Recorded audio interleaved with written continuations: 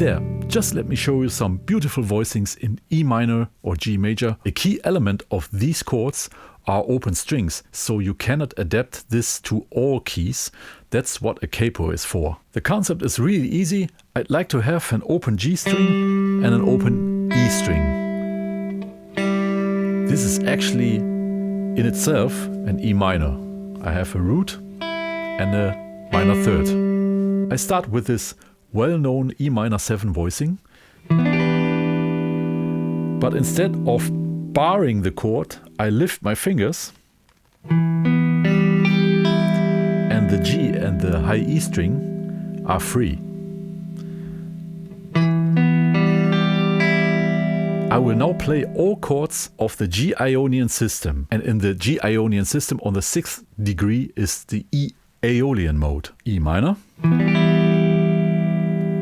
The next chord, D7. I again lift my finger and free the G and the E string.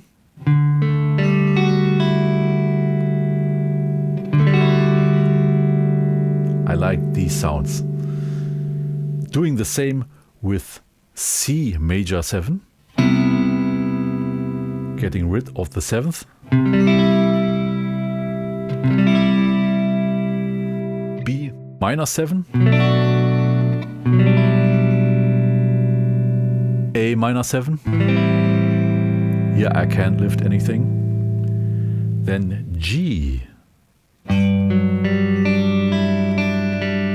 Playing this way. And the F sharp is somewhat difficult because the basic tetrad would be a minor 7 flat 5 chord. But playing the G string and the E string open sounds not good. And I choose to play also an open B string.